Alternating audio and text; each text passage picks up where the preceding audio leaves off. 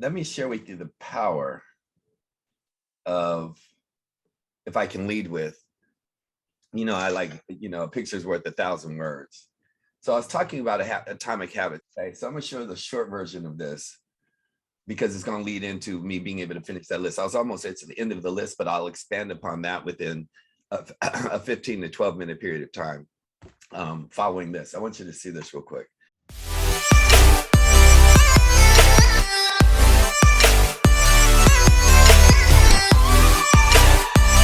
This video, you're gonna get a summary of the book Atomic Habits by James Clear. It is by far one of the best books I've read on habit formation, how to create new habits, how to break old unhealthy ones.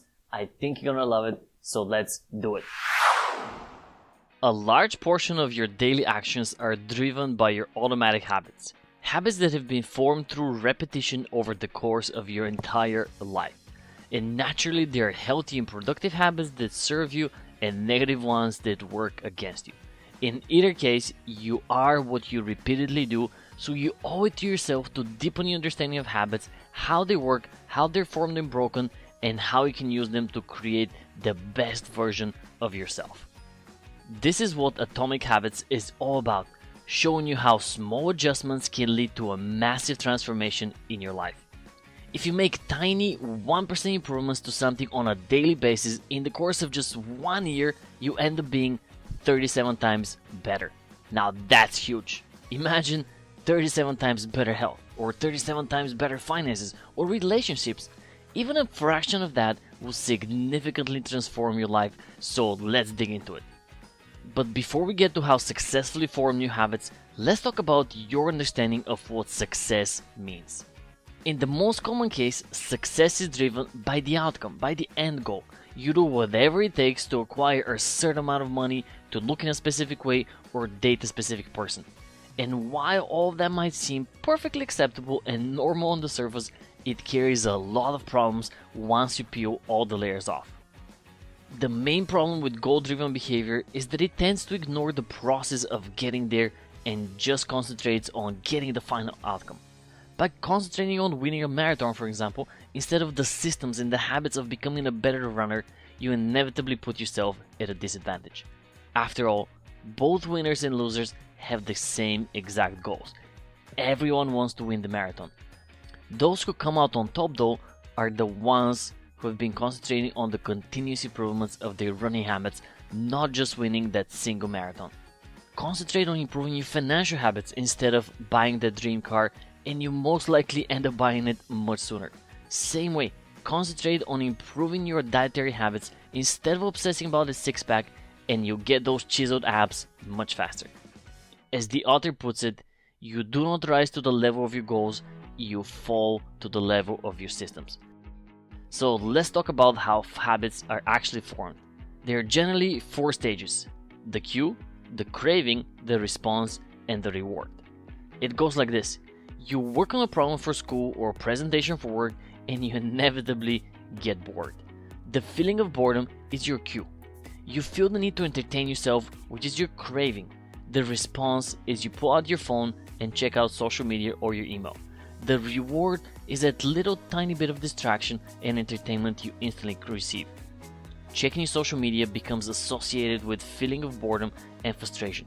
You repeat this enough times and you find yourself distracting yourself with your phone every time you find boredom. Sounds familiar?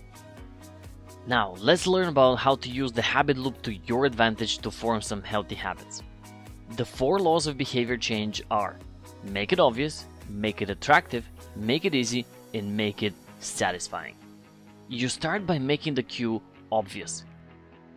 If part of your New Year resolution was to go every day to the gym, but you never set a reminder on your phone or you never put it on your daily calendar, you most likely forget going more often than not. If you make that cue, that first step, super obvious, you stand a much higher chance of ending up at the gym. And the easiest way of making that cue obvious is a strategy called habit stacking. Attaching a new habit to an already existing one. You already have the habit of coming back from work and school, so stack exercise on top of that. Getting into the car or stepping onto the bus platform becomes your cue to head to the gym. You want to get into the habit of flossing? Stack it up on your hopefully already established habit of brushing your teeth. Putting down the toothbrush becomes your obvious cue to reach for the floss and get cracking. The next step is making the craving attractive. If the craving is not attractive enough, you have no motivation to engage in the wanted behavior. If going to the gym feels like a punishment, why bother? An effective tactic to use in this stage is something called temptation bundling. You can only watch your favorite Netflix show while you're at the gym, or you can only drink your favorite flavor of vitamin water only after you've completed the workout. By making it, I only get to enjoy X while or after I'm doing my desired activity, you make it exponentially easier on yourself to get things going much faster. So make that craving attractive. Moving on to making the response easy.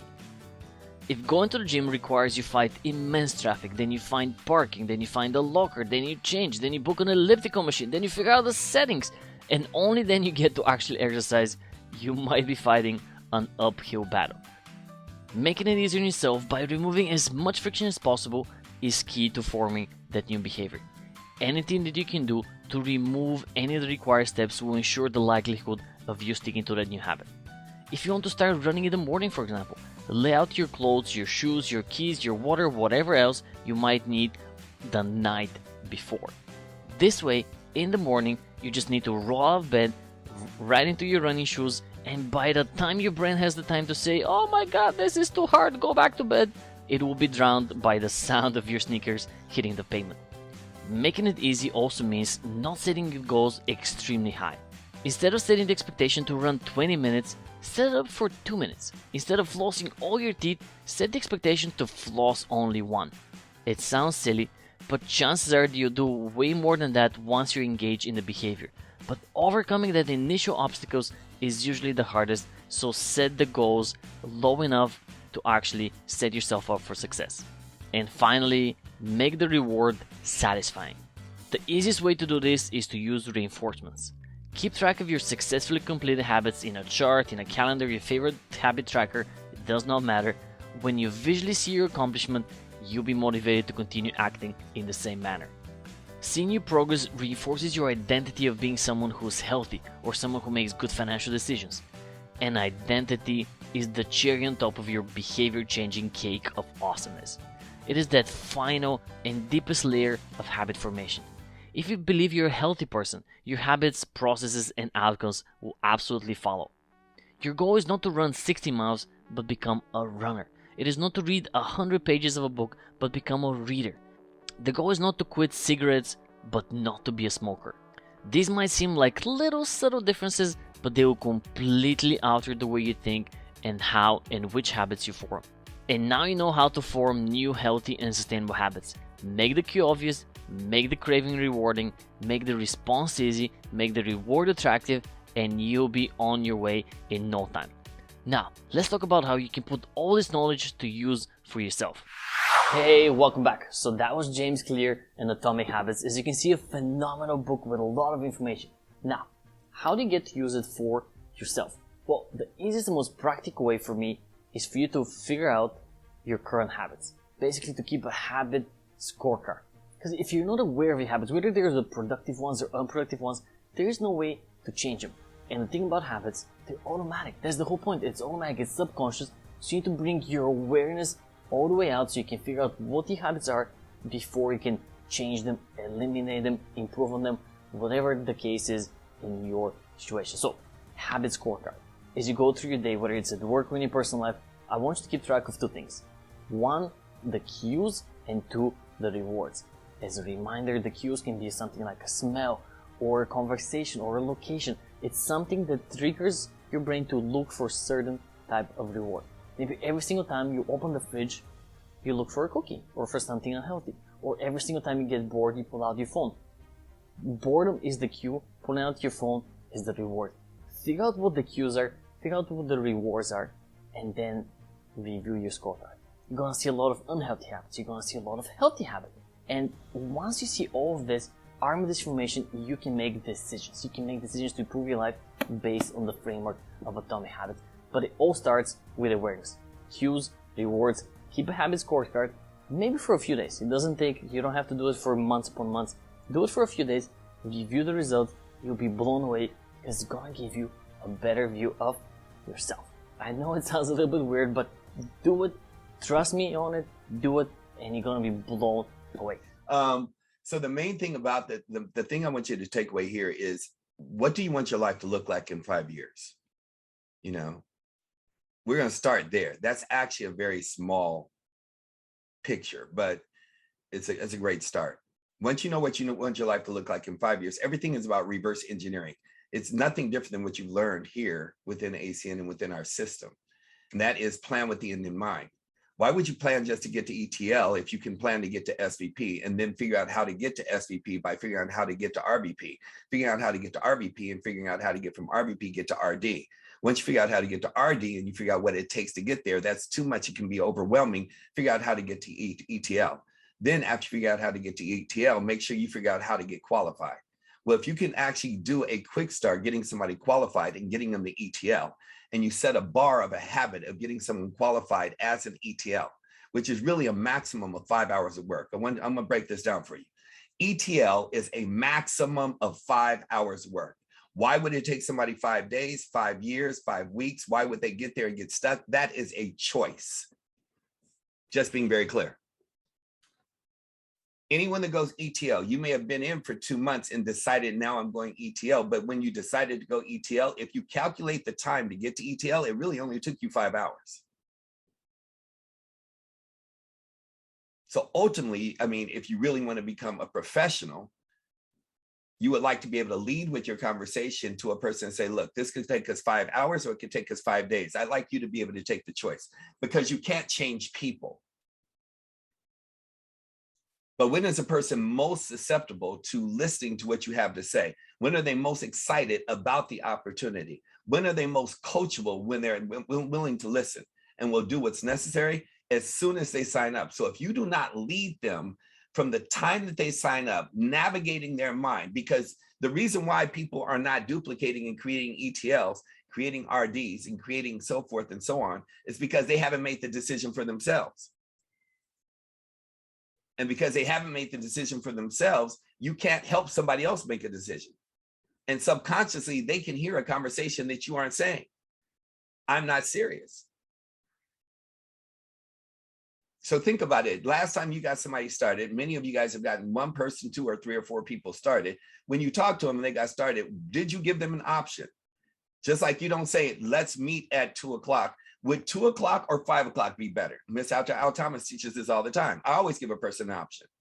Would morning or evening be better? Would Tuesday or Thursday be better? Would a weekday or the weekend be better? So I can eliminate the excuses. So if I'm eliminating the excuses, the same thing here in regards to when I'm talking to a new prospect that's getting started in the business. Would you like to get done in 5 hours? Would you like to get done in 5 days?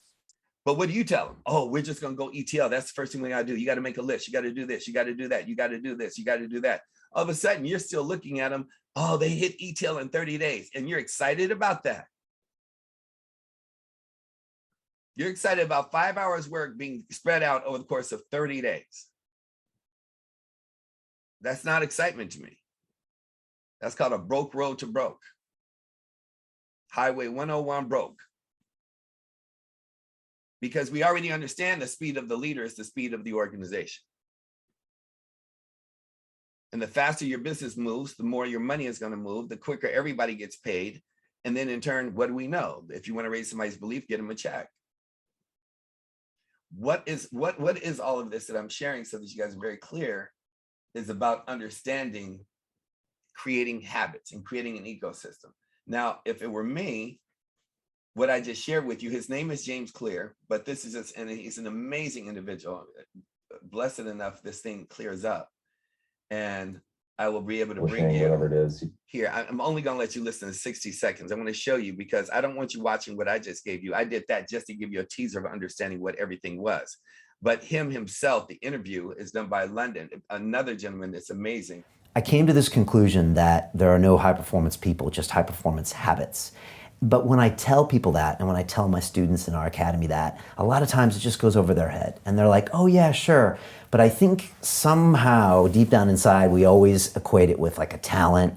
you know, that person's a billionaire, well, they were always going to be that way. That person's a great actor, a great athlete. But from what I've seen, it usually comes down to great habits. And if you really dissect their behavior, it turns out that they're doing some really pretty granular things that they're doing. You know, I haven't met too many people that wake up at 5 a.m. that actually do great things. You know, a lot of times those people are actually doing things. I don't know many people that wake up at 5 a.m. and then watch Netflix. I mean, there's usually, you know, I know Jocko Willink, the Navy SEAL, and like he's getting up at 4 a.m. and posting pictures of his watch. But a lot of times those people are being effective. And so I really do think habits are important. So I hope everybody listening really plugs into what we're going to say, because it's not just about being high performance or getting what you want. I think it's about having a great life. Correct me if I'm wrong. Yeah, so you know, I think there actually are. I agree with that point, but it's, I think, even deeper than that. So it's not that luck and randomness and uncertainty don't play a role in life. They do. You know, luck is a part of all of our lives to a certain degree, both good fortune and bad. But by definition, you don't have control over luck. And your habits also matter. And I think that the reason they're so worthwhile to focus on and understand is that they are the portion of your life that you can influence that also determines your outcomes. It's not just luck, it's not just habits, but one of those you have control over. And so it makes sense. The only reasonable strategy is to focus on what you can control. If you spend all of your time focusing on things you can't control, then you're just going to end up frustrated. Right there. What do you have control over? Now, his name is James Clear. The guy who's interviewing him, his podcast or his whatever on YouTube is called London Real. I suggest you guys go and look at it and watch it inside and out. It changed my life and is changing my life. You're never changed, just like you're never successful. It's an ongoing process. That's the point of the conversation. So as I get into what I'm sharing in regards to this, it starts with you, right? So in that, like right here in my drawer, I have HMB. I take it every time right before I work out. If you don't know what it is, you need to. I have a caffeine pill just to be able to get my energy going when it's necessary. I have here super ionic silver. I have charcoal to get all the toxic out of my body and not to deal with anybody dealing with COVID. I have liquid turmeric. It's all right here. See, most of your stuff is probably in a cabinet or it's in the kitchen or it's in a cupboard somewhere. And it stays there and you have a whole bunch of stuff and you never get to it. My stuff stays right next to me. There's not one day that I don't go and have created a habit of putting everything into my system all throughout the day. Nobody sees it. A lot of the stuff that I do is very personal and I make it personal, meaning it's just me and God and what I do. I don't go professing it. I don't go telling everybody. I don't share everything that I do with anybody. It's what I have to do to be able to keep my energy at this level when crap happens, when different things happen, when good things happen, when tragic happens, that you're able to maintain and your body is at a sustained level. Because if your machine is not at peak level, what good is your $1 million? If your mind is not at peak level, if your serotonin is not kicking at the right level, if you do not know how to ignite and excite, not wait for somebody to excite you before you get ignited, but ignite to excite. So all these things that I'm sharing in regards to the stuff, I don't just have them here like they just sit here. I take things every day throughout the day. I can actually look at somebody's refrigerator, starting with my own, and mine is not perfect. In fact, mine is it's crazy at this point. My whole life has been crazy. But generally speaking, of what I got to is making sure that my refrigerator, I can look at anybody's refrigerator. I can look at anybody's ledger as far as their bank account. I can look at anybody's library and tell you everything about that person's life. I could tell you where they're spending their money, where their spending habits are, how they think, what their thought process is about abundance, how they save, how they spend. I can look at everything in your cupboard and tell you how you take care of your institution of a body. And those habits tell me everything about how you actually operate and why you're tired at the end of the day or not tired at the end of the day. I can then look at your library and tell you what the downloads are and what's in your book. I create little habits like this, like what I just shared with you on that. I don't like reading. I also don't like working out, but I love the result. So I was working out and doing cardio. My life got out of whack because I was doing cardio once a day, working out with my trainer. You guys, most of you know I work out a minimum of twice a day, usually 3 times. since my life has been turned upside down, life happens. Then in turn, now I've shifted to, you know what? Even today, I've already done 1.5 sessions. I'll do literally 2 sessions at 45 minutes of cardio and another one at 30 minutes, because at this age, I'm not trying to run. I'm not trying to impress anybody. I'm not running a marathon. And plus, it's harder on your knees and your body. When you run, you can get a nice jog and a nice trot, but you don't have to sit there running real hard on the pavement and acting like you're a professional runner. But in that time, I'm able to actually go and look at everything as far as my investments, as far as conversations that I need, everything. I'm multitasking, if you will, but I'm actually killing 2 birds with 1 stone by being able to catch up on anything that I want in that period of time, learning new things, whether it's trading, whether it's investments, whether it's real estate. Is this making sense? You guys follow me on that so far? So I'm not just taking time like, oh my God, he works out 3 times a day. But, you know, a lot of people on my team, even when they first got to me, they'll tell you, Denise, Tammy, everybody's like, you're always in the gym. But I'm not just in the gym. Anybody knows I actually, with my trainer, we actually talk business and life most of the time. I'm on the phone in the other periods of time. I'm doing what I need to do while still taking care of maintaining that my body and my machine. I watch people all the time, no matter how much I tell them. I'm like, look, you need to let your car warm up before you take off for a minimum of 3 to 5 minutes. Without fail, people just get in the car and they just take off. I'm just like, so now you want to know why your car is burning out or why anything is burning out. The way you do anything, write this down. The way you do anything is the way you do everything. Boom, I'm gone. Boom, I'm gone. Then it burns out. Now you want to know why it's burnt out. As soon as you get a little bit more, you want to get back up. I'm telling you, this is just the way it is. I sit in my car no matter how late I am, generally speaking, unless if I've been driving it throughout the day. Before I drive it for the first time in the day, I let the car. You can turn on any car and listen to the engine. It's already revving at an all-time high before you see it come down. You can watch the revolutions. It goes from 3 down to 2 down to 1, and that's your body. But what if you just take off at 3 every time? It's cold, and you've been doing that your whole life. Now you know why your life is breaking down. Not just your physical side, your emotional side, your psychological side, and you don't know how to handle problems, and you just jumping and reacting, and you don't know how to respond. Then you're making up for everything. You will make up for something 2-3 times a week. That's 3 times 52. That puts you at 150 mistakes. You're way off. That's not even 2 degrees off. That's 180 degrees off. You don't have to worry about why your life is crashing all the time, why your mind is wandering all the time. I am a master at protecting my mind. The only way that my spirit and mind can be messed up is if you're in my internal space. I don't buy into anybody else's mess. I don't listen to what somebody else has to say. You'd be amazed. I mean, I even listen to my own right hand with Miss Yancey. People, well, I heard this with somebody else. I don't give a freak about what somebody else said. Now, if you're saying it, let's have a conversation, but don't tell me what you heard somebody else and what conversations you're having. I was born to be a mark. I was born to be talked about. I was born for people to have something. Let me tell you something, write this down. Once you decide to become a leader, you become a target. Here's what you need to understand. If people aren't talking about you, you need to be worried. I'm really okay with people holding on to the past, having a conversation about me 6 months ago, 6 years ago, 15 years ago. Kiss my black behind, I'm good. Nobody, you don't know, you don't have a clue of who I am. My spirit lives way beyond this body. That's living on intention. Is this making sense to anybody? This isn't the angry Byron. This is just, okay, it's going to be very clear. This is when, for those that don't know Black people, this is when we get passionate. So these systems, you know, and this is really important before I go to the next level. I need you guys to get this, because what Mr. Al Thomas was talking about, the reason why I start now is because this, I think for everybody, this season has been crazy, to say the least.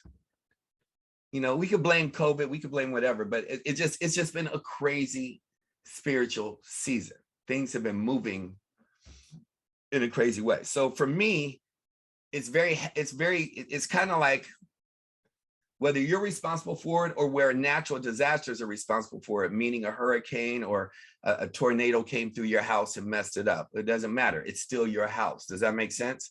So at some point, what I was sharing with Mr. Thomas and you guys this morning is you have to stop and reset. And reset doesn't just mean reset. I'm talking about a hard reset. And give back for me is getting back to the things that worked for me. I used to meditate all the time. I used to do yoga. My father taught me yoga at the age of 4. I'll never forget it. He taught me meditation, breathing, and yoga at 4. I have books that are still, that he's highlighted and written all in that I still read. So when I said number 1, you're talking about Proverbs. Number 2, when you're talking about a morning ritual, which is just a subset for breathing exercises, that has to be done every day. You got to breathe anyway. Why don't you breathe intentionally?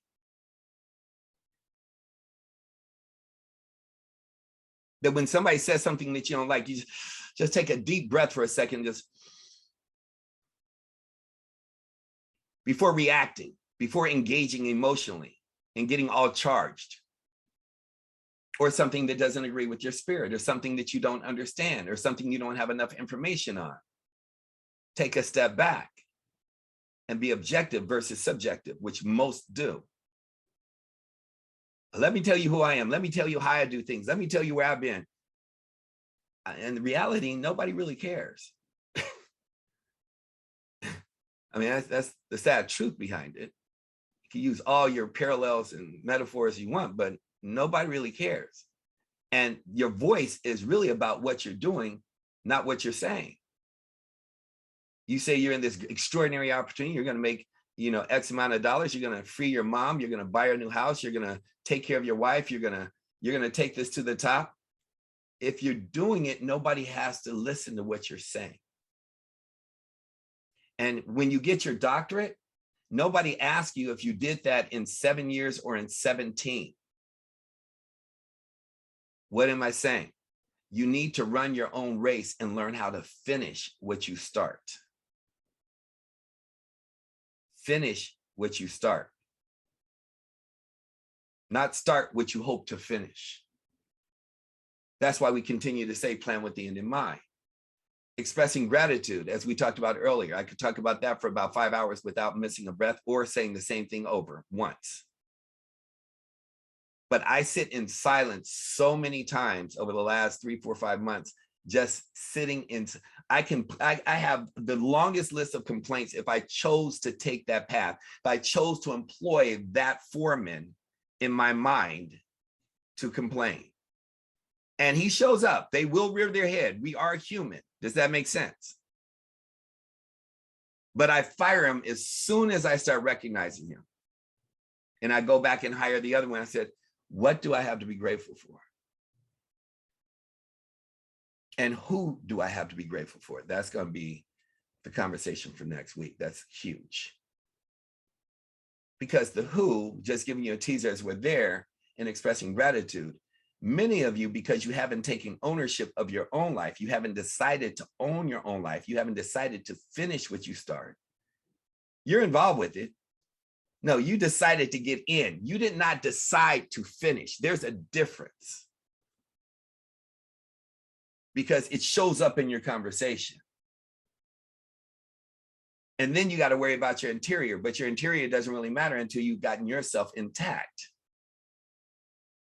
Because if your interior is intact, they're constantly, what do we say about a leader? How do you know if you have a leader on your team?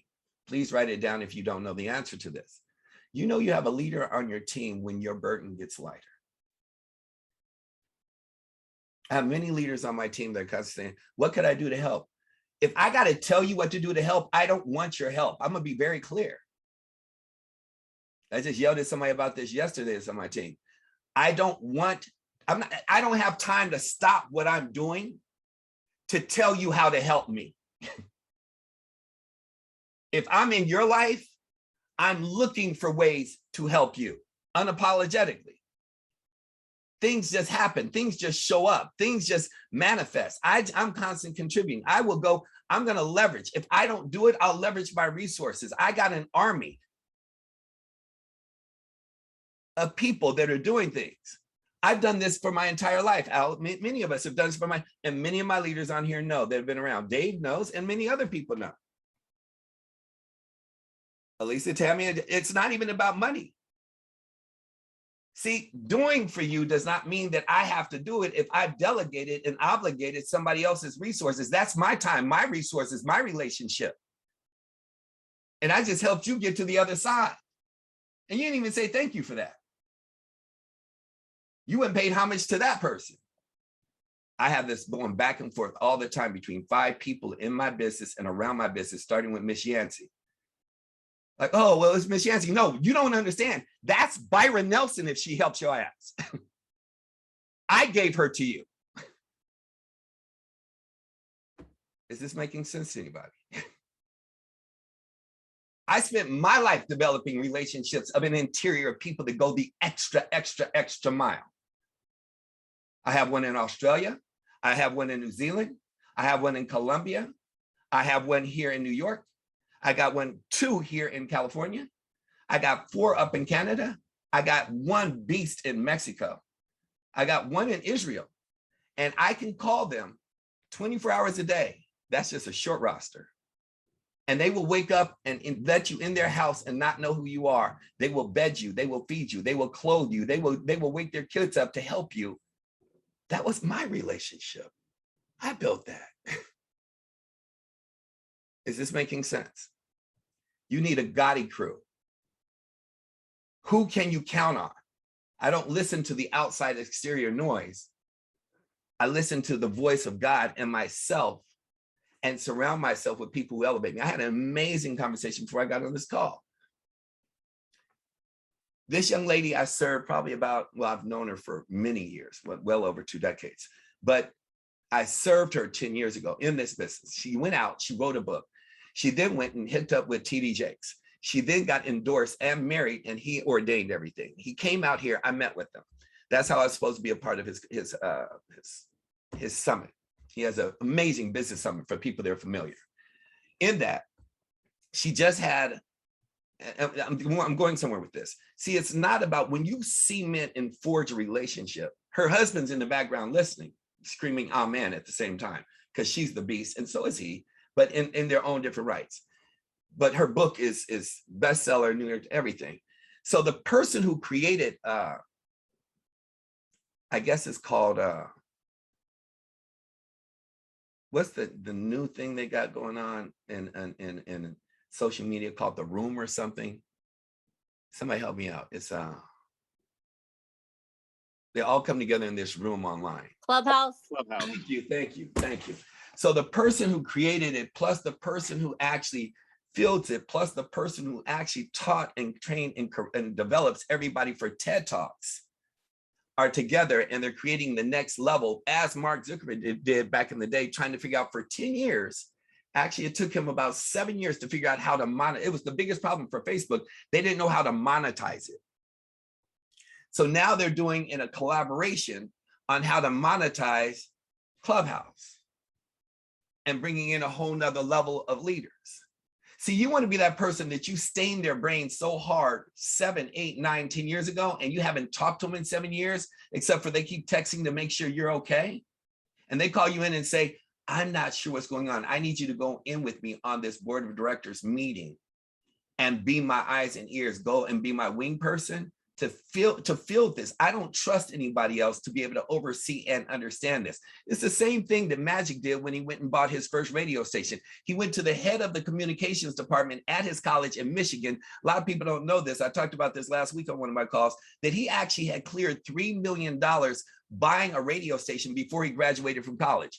Magic's first statement when he first came into the business was, I want to be a business person. Where do you think Kobe got it from? Where do you think Michael got it from? All this came from Magic.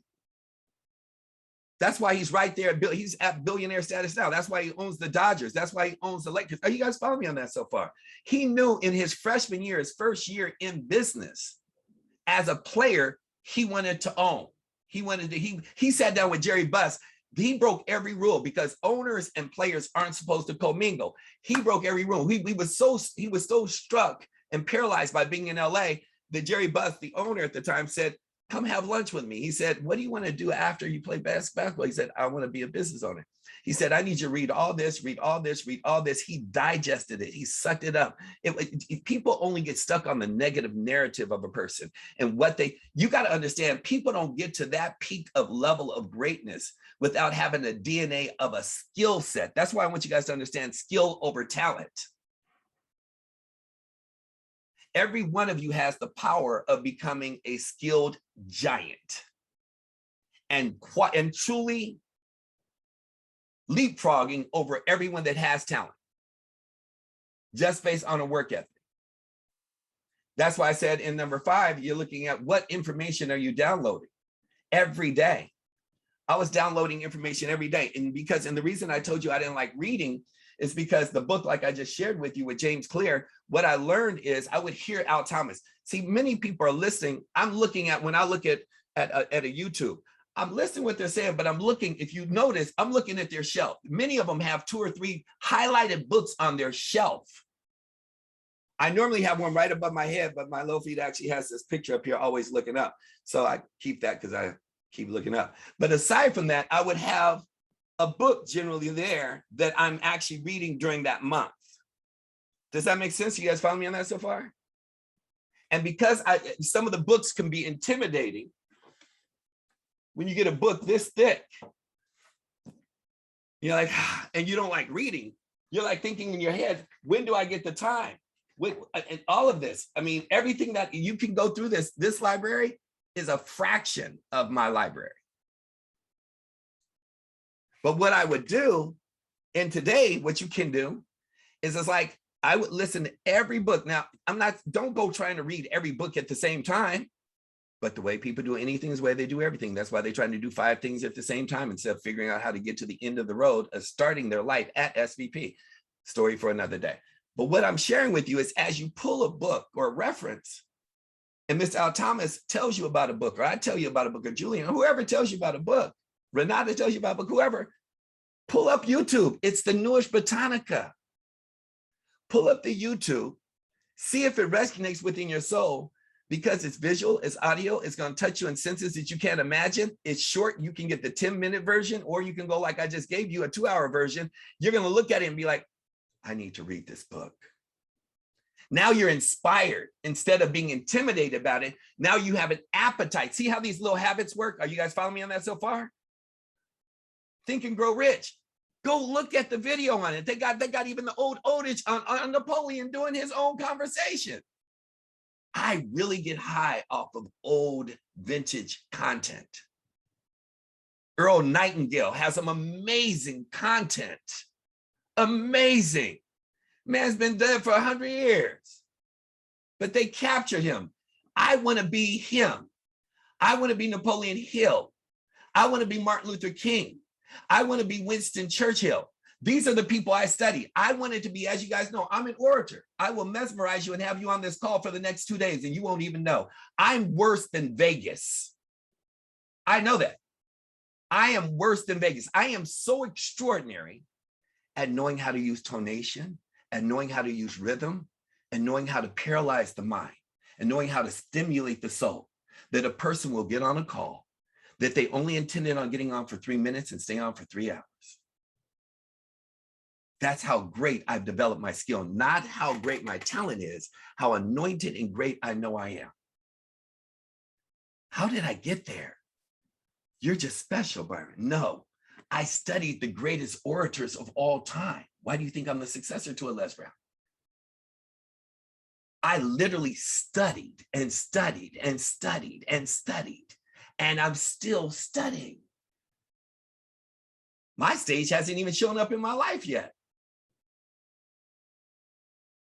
I already know how grand God has my stage. How big is your stage? How big do you want your stage to be? How big did you ask God for your stage to be? How large do you want your life to be? Because this here, to be able to understand the energy game, is amazing. Accountability, who's your accountability team? You can have somebody come and say, you know what? I know we're getting healthy, but bring you what? An apple pie? and you 225 pounds, 50 pounds overweight. And they're like, I know, baby, but I'm just going to bring you an apple pie because I know you like apple pie. I know you're working on your thesis to become a doctor, but can we just go to the movies? You got to go back and truly, it doesn't make them a bad person. They don't mean wrong by it. But who's bringing stuff to your life that's contributing towards your goals, towards your dreams? That's where the fat of the steak, the fat needs to be cut off. You got to be able to identify. See, it's not the bad and the negative people and all the people that are narcissists or egotistical or negative and skeptical. Those aren't the bad people. It's the good people that have bad unintentions. I'm going to say that again because y'all going to miss it. It's the good people that have bad unintentions that take you off of your purpose, your goals, your dreams, that become a distraction. It's not the lack of focus. It's the power of distraction that keeps you from where you want to be. And if you don't have partnerships in your life, all fighting for the same thing. I just had an hour conversation about this today. Are you going to contribute or are you going to take away? What are we doing here? I love you. I didn't ask you if you love me. This has nothing to do with love. It has nothing to do with you sacrificing. It has to do with what I intend and where I intend on being in the next 3 years. I had this conversation with my mom.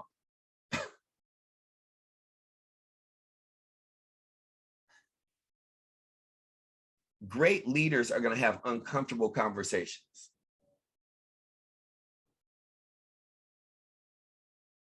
Or you're going to be a nice person constantly trying to pacify and see the good in everybody. And they don't have your good intentions at heart. They have their own agenda at heart. Remember, they aren't bad people. It's not like they're trying to hurt you. It's not like they have an agenda against you. They're just for themselves. And they become spiritual vampires. They suck the life out of you. Does this make sense? Is anybody getting this? Where are we in time? Okay, 3 minutes, I'm done, Mr. Thomas. So what we're looking here at, finishing up that list. You guys got that? Hopefully those around there, I'm just gonna read them off. Proverbs, starting today, you need to be in Proverbs 31 chapters. The morning ritual, you need to truly have breathing exercises, but that should be throughout the entire day. I would actually encourage you to do that 3 times throughout the day with an alarm set.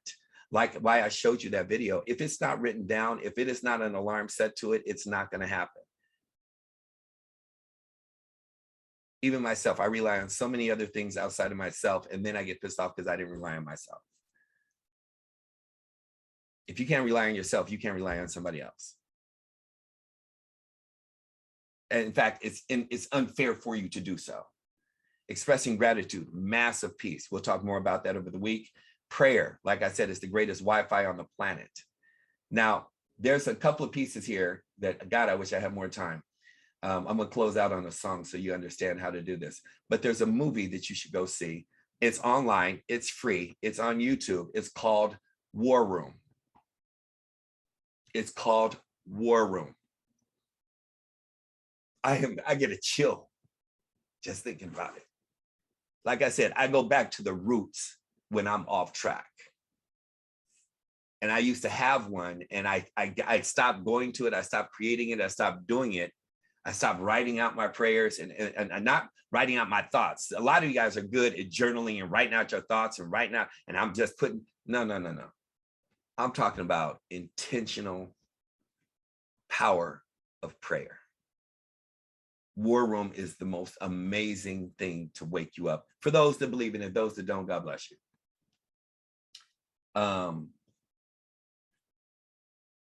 Hot water and lemon every morning. I got to go back to that. Every morning. It's part of waking up the inner. I don't even have time to tell you about it. It's just, it is what it is. A mastermind team. I got a meeting tonight, actually, in an hour.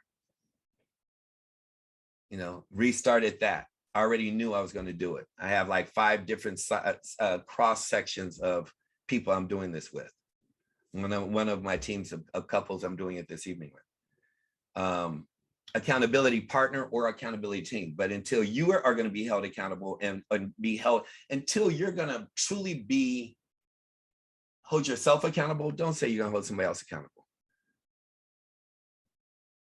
Until you're serious about it. I can't, like I said, these are topics. An idea journal. You have to have an idea journal everywhere you go. Now, me, I like it on Evernote. So that's one thing, you know, that because of time and truly the essence of moving at the speed of light, I do like that on Evernote. I can have it on my desktop, I can have it on my phone, I can have it wherever I go. And I have it in there. I mean, everything. I'll give you examples, but I don't generally take any calls before 10 a.m. I encourage getting up at 5.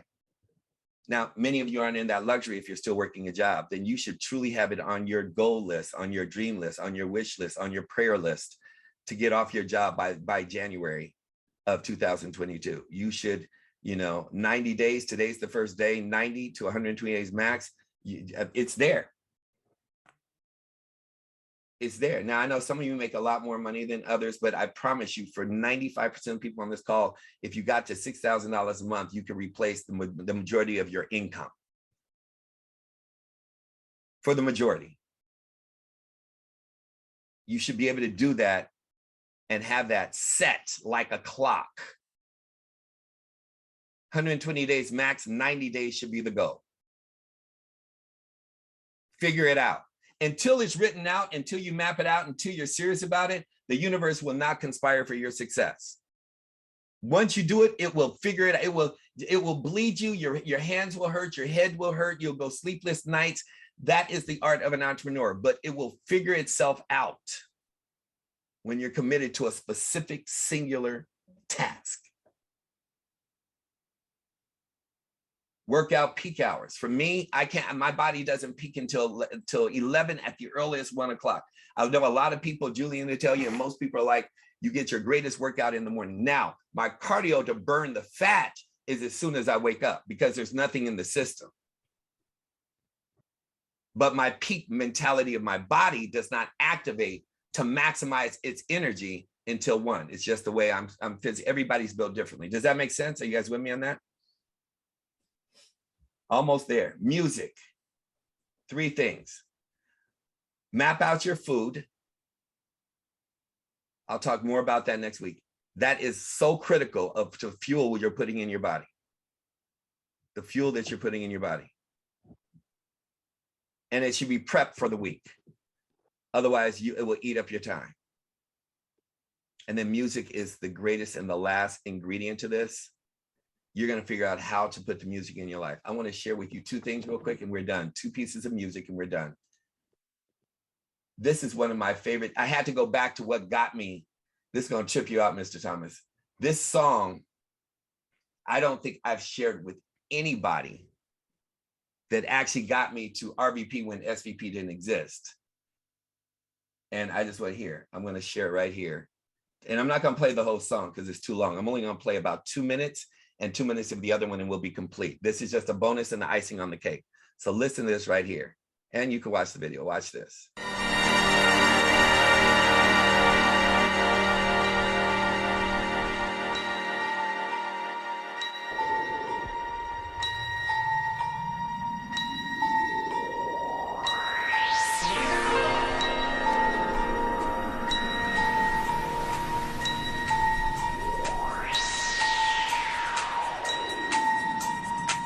Hold your breath. Make a wish. Count to 3. Come with me, and you'll be in a world of pure imagination. Take a look, and you'll see into your imagination.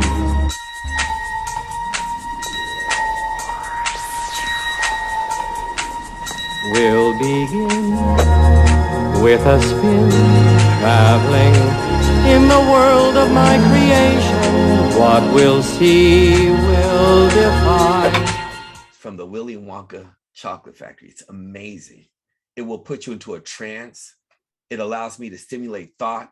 It's not fast and bubbly. It's not getting me all charged up. I'm not ready to go take over the world. It just calms my entire spirit every time I hear that song. And I know there's a better place than where I am right now. That's why I live in 3 words: faith, patience, and love. And for some of you guys, you need to add the 3rd word or the 4th word, which is forgiveness. Starting with learning how to forgive yourself so you can go and have all the blessings this business has to offer you. Here's the last song, and then I'm only going to play literally a minute of this, but you'll get it in the first 2 minutes and I'll explain it. And then I will be done, Mr. Thomas, I promise, but I have to share this.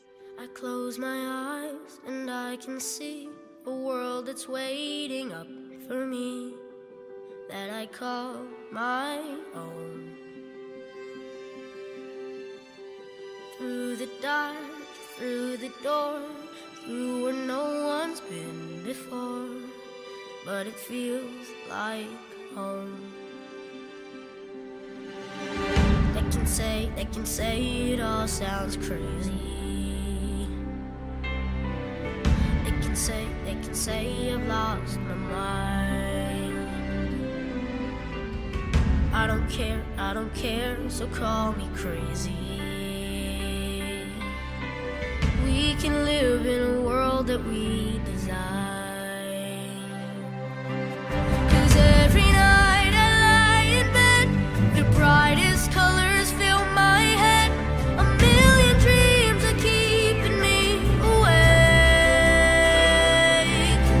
I think of what the world could be, a vision of the one I see. A million dreams is all it's gonna take.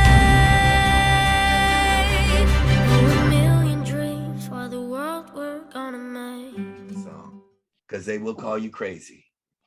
I am crazy. Al Thomas is crazy. Julian is crazy. Everybody in my world. But until you believe, Corey, I need you to mute yourself, whoever that is there. So until you can take yourself away from this world will keep you suppressed, oppressed, and depressed. I'm going to say that again.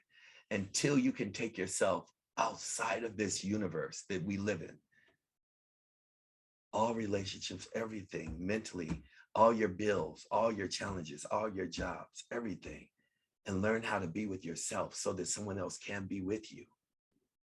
It will keep you oppressed, depressed, suppressed, and you won't even understand why you're getting sick. Hopefully that helped for happy hour. But I would go and listen to both of those songs on my own tonight. It will take you to a place. That last song, A Million Dreams, it starts off with the little boy. It's about the great circus. It's about the great show. It's about the Ringling Brothers, if you guys don't know. And what happened, just to tell you a background, it started with a little boy. He's singing the song. Then he turns into a man and he's still holding on to his dream. He's still holding on to it. Most of us have lost our dreams. That's why I'm Peter Pan. I never want to leave. I never want to leave Never Never Land. I hate adults to take me out of my happy space. I hate it. And then it goes into a woman who says, I just want to be a part of your dream. It's amazing. And you hear the little boy sing, the man's voice sing the same verses of the little boy. It transforms to the woman who's like, I just want to be a part of this dream. You have to enroll your entire world with no hesitation, unapologetically, for you to have the gas for your car, this vehicle, this ACN vehicle, to finish at its destination, or you will be constantly broken down on the side of the road. I am complete, Mr. Thomas. Happy hour. Thank you.